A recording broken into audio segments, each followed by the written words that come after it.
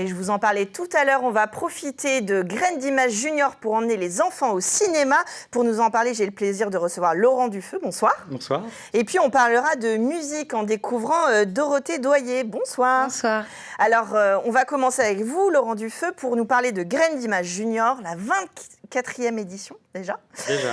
Du 22 octobre, donc ça commence ce week-end jusqu'au 6 novembre, pendant les vacances scolaires. Voilà. Comme toujours. On va avoir une belle programmation de 3 ans à... j'ai envie de dire, de toute façon, c'est à l'infini. Ah, bien plus, ouais. On axe, nous, on fait très attention pendant les Graines d'Images Junior quand même à respecter des tranches d'âge du coup pour les films qu'on montre. Mais du coup, on va sur de 3 à 12 ans, en tout cas, sur les films qu'on peut proposer. Mais bien sûr, ça va largement au-delà. On peut voir les films quand on est ado, quand on est parent, quand on est grand-parent. Et c'est tout l'intérêt de Graines d'Images Junior, d'ailleurs, c'est de venir à plusieurs et en famille, du coup, sur les films. Alors, c'est vrai que, principalement, c'est ça qui est amusant sur les films pour les tout petits, 3-4 ans. C'est des sujets, évidemment, quotidiens, souvent, qui sont repris, qui nous permettent de parler avec les enfants. C'est pour ça que je souriais en disant à pas d'âge, parce que des fois, ça marche bien sur nous aussi, les adultes. Oui, ça marche bien sur les adultes. Les films jeunes publics, de manière générale, ont quand même aujourd'hui une vraie qualité, en tout cas pour certains et en tout cas pour ceux qu'on programme, une vraie qualité à pouvoir être vus parce qu'ils parlent aussi de sujets qui, effectivement, peuvent toucher à peu près tout le monde, qui sont des sujets parfois que les enfants... peuvent entendre dans l'actualité, en tout cas sur lesquels ils parlent dans les cours de récréation. Et j'aime à dire aussi qu'on ne prend pas les enfants pour des idiots à Graines d'Images Junior, c'est-à-dire qu'on montre des films qui parfois parlent de choses importantes. Ouais, Après, on le fait à l'âge des enfants et à hauteur des enfants, mais on aborde des sujets qui voilà, parfois sont très crûment abordés dans les films. Ouais. Alors, on va parler de l'exil, on va parler de la colère, on va parler de l'amour et du métissage. Voilà, c'est tous ces sujets-là. Alors, comme vous le disiez, évidemment, les images et les mots ne sont pas les mêmes entre 3 ans et 12 ans, mais vous avez une belle offre. Et puis, alors, j'avoue, c'est un de mes coups de cœur aussi. Vous avez la sortie du nouveau film de Michel Oslo avec Le Pharaon, le Sauvage et la Princesse, lui que vous conseillez à partir de 6 ans. Ouais. Michel Oslo qui a fait Kirikou, Azur et Asmar, etc., qui a une esthétique très particulière, mais qui est intéressante à découvrir aussi pour les enfants. Bien sûr, ouais, mais c'est marrant parce que du coup, on l'espère en tout cas, une partie du travail qu'on a pu faire en 24 ans. C'est-à-dire qu'il y a sur ses premiers films, effectivement, Kirikou, c'est le papa de Michel Oslo. Michel Oslo, c'est le papa de Kirikou. Et pourtant, Kirikou, ça a toujours été un peu compliqué à projeter en salle de cinéma à l'époque. Aujourd'hui, les gens, ils attendent les Michel Oslo. Donc ça veut dire que voilà, c'est bien. C'est-à-dire que ce travail-là a été fait, effectivement, d'aller voir d'autres choses, d'aller voir une autre forme d'image, d'aller voir une autre forme de narration dans les films de Michel Oslo, qui ne sont pas les mêmes que les filmes qu'on peut voir. Et qui ne sont pas faciles. Quand vous disiez on ne prend pas les enfants pour des idiots, ça demande quand même de rentrer dans l'univers particulier du cinéaste. Mais pas tant parfois sur des sujets d'ailleurs que sur une façon dont on a parlé, de montrer des images. C'est-à-dire que un peu particulière. On peut être, et même pour les tout petits, puisqu'on commence dès 2-3 ans sur certains films, on a une forme d'émerveillement aussi au cinéma. Et du coup, nous, on insiste beaucoup là-dessus. Et quand je dis pas prendre les enfants pour des idiots, c'est pas que non plus les confronter à des sujets difficiles. Il y en a certains dans Graines d'Images Junior, mais je rassure beaucoup les gens aussi, on rit beaucoup pendant Graines d'Images Junior dans les salles. Mais c'est aussi en termes d'émerveillement d'être émerveillé sur des formes d'image ou des formes de narration qui ne sont pas forcément classiques, qui ne sont pas celles qu'ils voient forcément tous les jours et qu'on donne à voir parfois sur certains supports où les films ne sont pas forcément de très grande qualité, d'aller montrer des images parfois peut-être un peu plus lentes, parfois voilà, qui montrent autre chose en tout cas aux enfants. C'est aussi pas les prendre pour des idiots en disant que voilà, ils sont entièrement capables d'aller voir ces images-là et d'être émerveillés sur ces images-là. D'autres esthétiques, d'autres sons, d'autres façons de raconter les histoires. Je vous propose de regarder ensemble la bande-annonce. Quel conte avez-vous envie d'écouter aujourd'hui? Le conte de la fleur de l'Himalaya. Encore? Oui!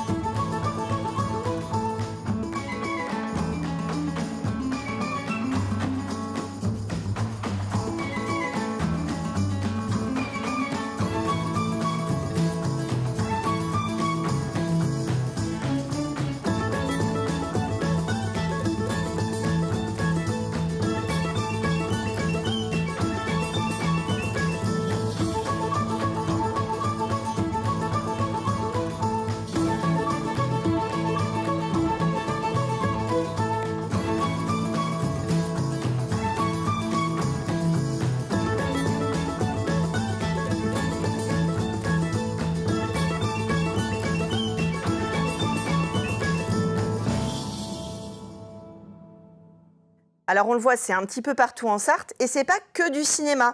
Vous avez aussi, par exemple, un escape game, cinéma et manga. Il y a des ateliers, par exemple, pour faire avec le film Démon d'argile, avec un atelier avec une artiste, Julie Castagnier, à la suite.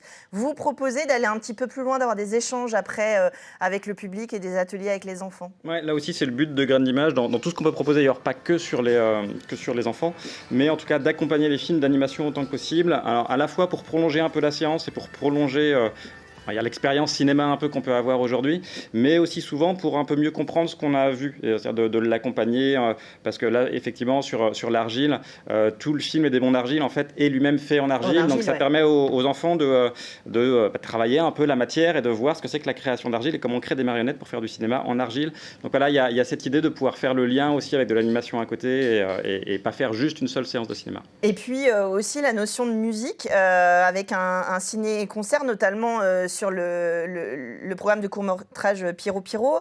Voilà, il y a aussi cette notion de bande-son, on en parlait tout à l'heure, enfin de bande originale, pardon, ouais. Où on va découvrir parfois des chansons, mais aussi des univers musicaux qui sont très riches et variés. Exactement, ouais, sur Pierrot Pierrot, là, l'idée c'est d'accompagner en ciné-concert. On a la possibilité de le faire pour là aussi recréer une espèce de forme de spectacle qui dépasse un petit peu, pour le coup, la seule séance de cinéma et travailler spécifiquement sur le son. On le fera aussi sur un atelier très court qui s'appelle Autour du son, qui va permettre de refaire la bande sonore en salle d'un film assez rapidement pour les tout petits aussi, en fait, pour déjà leur montrer quel est l'intérêt du son dans la salle de cinéma et comment on fait le son et comment on comprend mieux le son au final une fois qu'on l'a un peu pratiqué en salle. Et découvrir qu'il y a plein d'artistes en fait qui travaillent autour d'un film. Il y a le son, il y a l'image, il y a l'histoire, etc. Et puis savoir aussi justement découvrir les autres. On parlait tout à l'heure du film Le Pharaon, le Sauvage et la Princesse. Vous proposez une ouverture sur les pharaons en fait à un ciné-musée. Parce que c'est ça aussi, c'est découvrir d'autres cultures à travers ces images et ces histoires. C'est là aussi où le film de Michel Oslo se passe notamment au temps des pharaons. Donc l'idée est de faire un lien avec le musée de Tessé au Mans et avec les microfolies du coup au Lude pour pouvoir, là aussi c'est du prolongement de séance. En fait, c'est de vouloir aller plus loin, de se dire mais tiens, j'ai vu ça dans un film et du coup j'ai envie d'un peu plus. Donc du coup on les emmène derrière au musée pour pouvoir prolonger la journée. Ouais. Et puis c'est chouette le musée aussi. L'écriture de Michel Oslo c'est bien, mais le musée aussi. En tout cas, toute la programmation vous la trouvez en ligne sur Graines d'Images Junior. Je vous invite à les suivre sur les réseaux sociaux et à sortir avec vos enfants à partir de 3 ans dans les salles obscures du 22 octobre au 6 novembre. En plus, il va pleuvoir, donc c'est parfait. Vous irez au cinéma. Je passe maintenant à Dorothée Doyer. Je cherchais une liaison, mais je n'en ai pas trouvé là tout de suite. Peut-être vous avez déjà fait des musiques de films ?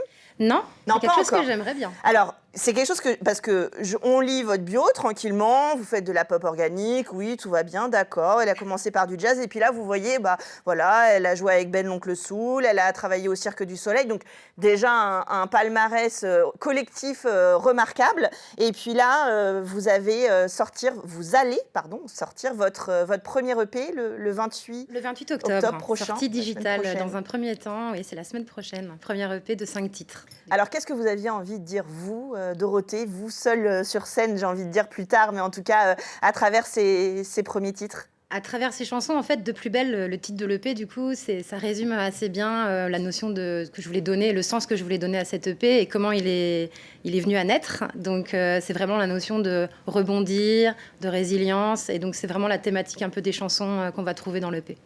Alors, comme on peut le voir, vous êtes une femme. Vous êtes autrice, compositrice, interprète. Oui, c'était pas ma meilleure punchline. Mais j'ai noté le pouvoir des femmes sur mon papier. Je n'arrivais pas à le sortir. Voilà, donc voilà, ça y est, c'est dit. Il y a cette envie aussi de faire d'entendre votre voix féminine, mais pas que. C'est-à-dire de parler aussi du pouvoir des femmes, de leur place dans la société et évidemment ce qui va avec, des combats qui sont encore menés aujourd'hui, même en France, pour l'égalité, en fait. Tout à fait. Et c'est qu'un début, je crois. C'est un bon début, mais il y a encore beaucoup de boulot. Et effectivement, il y a une sensibilité très féminine, puisque je raconte les chansons à partir de mes histoires, et donc je suis une femme. Et donc je raconte à partir de mes expériences. Par exemple, il y a un titre qui s'appelle « Et si demain », qui parle d'une femme qui s'est oubliée dans une relation, qui s'est suradaptée aux besoins de son homme, aux besoins du couple, qui est encore une question, une pression, une oppression un peu forte chez certaines femmes, encore quelque chose qui est très central, et ça parle de libération, en fait, de résilience et de libération. Et puis d'assumer aussi cette fragilité dans une voix féminine au sens, voilà, c'est évidemment pas le même organe, ça nous fait vibrer différemment et le côté pop organique de votre style, si je devais vous cataloguer, il y a la vibration de la formation jazz, etc. Et puis il y a cette fragilité qui est votre création pure et qui justement n'est pas à rougir et qui ne veut pas dire faiblesse, qui veut dire juste fragilité. Je crois qu'en plus, quand on est artiste, on est obligé de connecter des zones en nous, différents aspects émotionnels. Et la vulnérabilité, c'est quelque chose... Enfin, se mettre à nu, c'est aussi une quête. Et voilà, c'est un ensemble de tout, de toutes sortes d'émotions, et de force et en même temps de se montrer plus à nu. Voilà. De se laisser découvrir, c'est une envie, un besoin peut-être d'aller rencontrer le public seul sur scène maintenant que vous avez fait des grandes aventures collectives? Alors, je ne suis pas que seule sur scène. En fait, il y a une version du live où je suis en solo piano-voix, où je joue vraiment les chansons sans tous les arrangements qu'on a sur l'EP, sans toute la production. Et puis maintenant, il y a une formation en duo avec Gigi Anne, qui est une musicienne et productrice. Et du coup, je peux lâcher un peu le piano et je commence à aller vers un côté un peu plus électronique. Donc la musique est en train d'évoluer parce qu'il y a l'EP et ensuite il y aura la suite qui arrive, à laquelle je travaille. Ce que je voulais dire, c'est que un ou deux sur scène, c'est autre que le Cirque du Soleil. Oui. Je pense que vous êtes un tout petit peu plus nombreux sur le plateau, si je puis me permettre.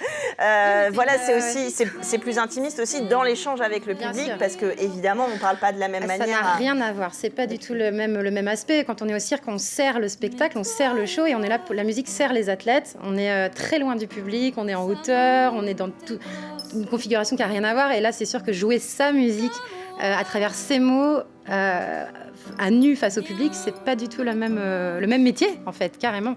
Alors, je vais être un peu chauvine, mais on fait un appel aux scènes sartoises ce soir. On est complètement chauvine. Tout à fait, avec plaisir. Là, il y a des petits concerts chez l'habitant qui vont arriver, parce que j'aime bien aussi les petits concerts privés piano-voix. Je communiquerai sur les dates. Et puis, il y a un festival, Bruce Mandel, qui arrive début d'année prochaine. Donc, je vous donnerai aussi l'information. Alors, on suit Dorothée Doyer sur les réseaux sociaux. On va télécharger sur toutes les plateformes légales, bien sûr, à partir du 28 octobre prochain, son premier EP. Et on vous découvre dans cette pop organique, magnifique, votre jolie voix. Seule, en tout cas, la voix portée par l'ambiance électroacoustique que vous avez envie de donner. Et puis, vous viendrez nous parler de votre spectacle. Avec grand plaisir. On l'attend en tout cas. Dorothée Doyer, merci d'être venue nous faire découvrir votre travail sur le plateau. Beaucoup. Graines d'Images Junior, je le rappelle, c'est pendant toutes les vacances de la Toussaint. Merci Laurent Dufeu d'être venu nous parler de la programmation.